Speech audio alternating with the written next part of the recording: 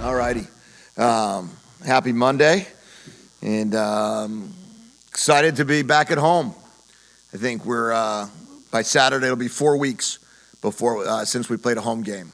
So certainly excited to get that for our kids, for our team, for our fans, for our families, really for everybody. It's homecoming, so for our alumni, it's just a special time. As I've said in the past, you know, college football is awesome, and homecoming weekend's one of those things that you just embrace and enjoy.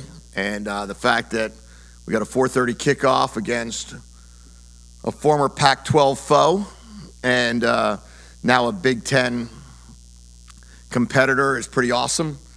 So excited about that, excited about the idea of getting back on our home stadium, home field, and ready to roll. Do you remind your players that you have the second longest home win streak in the nation? No, we haven't talked about that. We talk about how excited we are to play at home. We talked about, I think I mentioned to our team yesterday that in the Big Ten, I think it's a 76% win percentage at home right now of the 18 teams, and that there's a legitimate home field advantage across the country in the Big Ten, and hopefully we'll be able to embrace that. Speaking of that home field advantage, you guys are unbeaten at home, winless on the road. What did you notice, aside from the obvious of travel and got to do logistical things, that maybe has resulted in not getting some results on the road, and what's the benefits of playing at home? Yeah, I mean, the benefits of playing at home is routine. Your Thursday and your Friday routine, specifically the 48 hours closest to the game. The benefit at home is an incredible fan base. The benefit at home is an awesome student section. The benefit at home, a lot of our players get to see their parents that sometimes they don't get to see on a road game. And we're at Husky Stadium, which is a phenomenal place to play ball. You know, the road games are tough. Road games are tough for a lot of reasons. We have the road games that we've had thus far. We'll exclude the Apple Cup and that it's in Seattle, but the 3 road games we've had, the Rutgers, Indiana, and Iowa game, you know, those are 3 opponents that we have not played before.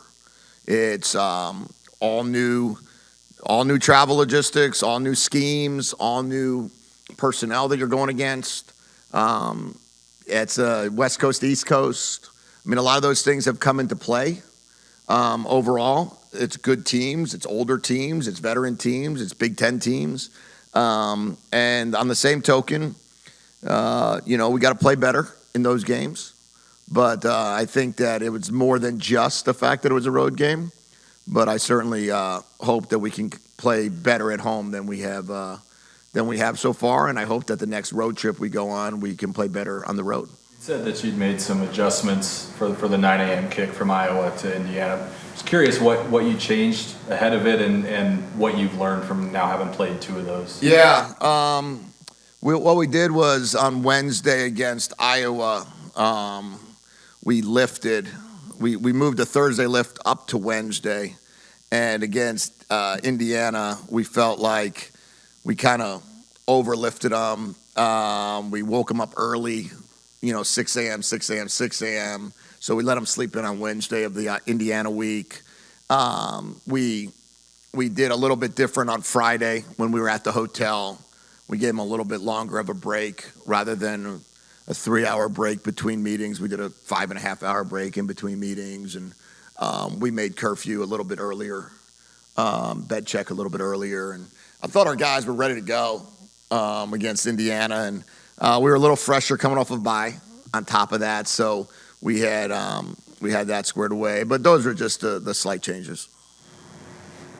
How do you feel that Sewanee and Kaylee did at left tackle? Looks like they got about 29 snaps each. Just how do you feel that battle's going? Yeah, I mean, they got to battle it out all week. This week again, we're playing with a lot of guys on the offensive line that have not had snaps in the past. You know, Enoch has had 2 starts in his career prior to coming here. Sewanee none, Kali none, Max McCree none. Hatchet had, I think, 1 or 2, and then it came off an ACL, guard none, and then Drew had 6 the second half of last year at San Diego State. So the whole offensive line is really new, as we knew going into the season, and as I think as we look at the build and the trying to get the foundation laid of our offensive line, the bigger, strong guys that we have right now will benefit from a huge offseason. I think we have 14 of 16 or 13 of 16 that have eligibility left. That'll all be back. That'll all be bigger, stronger from January 3rd, participate in spring ball, which almost none of them did. I think Swanee's the only one that participated in spring ball on our offensive line. So the fact that we'll have all of that. But we'll continue, let Kali and Swanee compete, and we'll see what that looks like. And then when we get closer, we'll probably rotate them through. I don't think any of our offensive line right now, unfortunately, I would say are at 100% health that they could do the whole game. Drew, maybe, but he got a little bit of a foot sprain at the game in the fourth quarter. So I think the best way to protect our guys is to do the best we can to keep them fresh. Coach, I'm sure your expectations at the beginning of the year, you had them. Where are you right now in terms of what you expected? Are you ahead in some areas, behind in some areas? Maybe give us a little bit of an idea. Yeah, it's tough. That you really, the most unique part of this year was it was very hard to have expectations because none of these players really played together as a team. It wasn't a team that you were overly familiar with, that we were overly familiar with. We had, 10 out of 11 starters on offense came from different places or never started a game. Jonah Coleman was I think he only started once for us at Arizona, and he came in here, and Will Rogers was a starter and then not a starter at Mississippi State. And then the offensive line, none of those guys started. And the tight ends, Quentin Moore, never started, but we were counting a lot on him. And then we lost him the second quarter of the Weber game. And the receivers, Denzel and Giles, never started. Jeremiah started at Cal. And then defensively, we had a lot of guys that we didn't know in a system that we've never run in college. And I think that the expectations we'll look at the end of the year and see where we are as a team. But I certainly know that the foundation is being laid on how we want to play the game. The foundation, I love the fact that Jonah had 19 carries for 105 yards. I love the fact that our defense is number 1 in pass defense in the country. I love the fact that we're not turning the ball over on offense, that we're protecting the football. I think that there's so much more we can gain from experience. There's so much more in offseason will help us. The weight room, I love the fact that we invested $2 million in a brand new weight room, and our guys can attack that come January 3rd. So where we are right now, we'll look back in 4 games from now and really see. But in the end, we just have to get better every week. And I think with our recruiting class, with the transfer portal, with another year in our system, with all the returning guys that we'll have, and the experiences that guys like Kamori House, Adam Muhammad, Jonah Coleman, Evie Prysock, Swanee and Max and Hatchett and all the guys that have Decker DeGraff. I don't think any of us knew what Decker would do. So all that experience that these guys have had will help them in the future. How important is it to get the 2 more wins and be bowl eligible? It's always important because you get 15 more practices. As a coach, that's what you look for. How do you have opportunities to have more practice time with the guys? It's so important because it's an opportunity to celebrate a season. And that, going into this year with all the newness of our team, the fact that we can be together for another month is really special. That's what's important. It's important for seniors to have a chance to showcase their skills one more time. It's important for our fans to be able to go watch another football game. All of that's really important. I try to focus in on beating SC, but I would love nothing more than to celebrate something in December with a bowl game with our families and with our friends and with our team, and we're going to do everything we can to do that. Considering how difficult kind of the end of your guys' schedule is with 2 top 3 teams, How important is it to get a win this week against the USC to make sure you guys get those extra practices in that time? Yeah, I mean, it's important to win at home. It's important to beat a longtime Pac-12 foe. It's important to stop a 2-game skid. It's important to get better, and we're going to do everything we can to do that. We know we got a great challenge. It's important for them also, and I think you got both teams that are going to play desperate for a win and excited for that opportunity. And they're going to be 2 teams that are going to compete very hard. And we're going to have to see what that looks like this week. But I told our team, don't predict the future. Don't try to figure out what's going to happen in 2 weeks, in 3 weeks, in 1 week. Just figure out what's going to happen today. And then let's see how good we can play. And then let's see what Saturday brings. First pick that got returned for the touchdown on Saturday. It kind of looked like just the whole thing got blown up from the inside. But the second one going to Denzel, what did you see on that? Yeah, the first one was a total fluke play. That the center just hit the quarterback's arm and into the blitzer, and the blitzer, I mean, it was crazy. The second one was we left it a little bit inside. We were throwing a go ball. We had one-on-one coverage. It was 2nd and 8 on the 8-yard line. We felt like it was a good chance to get a one-on-one and let Denzel work. Quarterback couldn't really step up, kind of had a little A-gap pressure. Just hung it out a little bit too much inside. Denzel tried to make a play on it with one hand, and like one hand hits the other, gets into the DB. I would love to see him turn and try to attack the ball and let the DB play through you and try to get a PI call, if nothing else. We tell our guys that you got to go from wide receiver to DB to make sure a ball doesn't get picked. And then, obviously, we tell the quarterback it's got to be outside the red line or sideline. And none of those things kind of worked in our favor. And that was an unfortunate play because it ended up resulting in a touchdown for them. And then not necessarily in the red zone, but still not being able to finish drives. 30, 31-yard line, all that. Was there anything you saw during the bye and we're hoping to see that you didn't see Saturday? Yeah, I told the team, I said, we had 7 drives inside the 35-yard line and 17 points. And when you move the ball to that degree that you're inside the 35-yard line 7 times in a game, you should feel good about the outcome. And we didn't. And we talked about different plays that occurred in those times and different, opportunities that we had there offensively that should have led to points, and it didn't. And we turned it over once. We turned it over on downs once on a 4th and 3 scramble. We turned it over.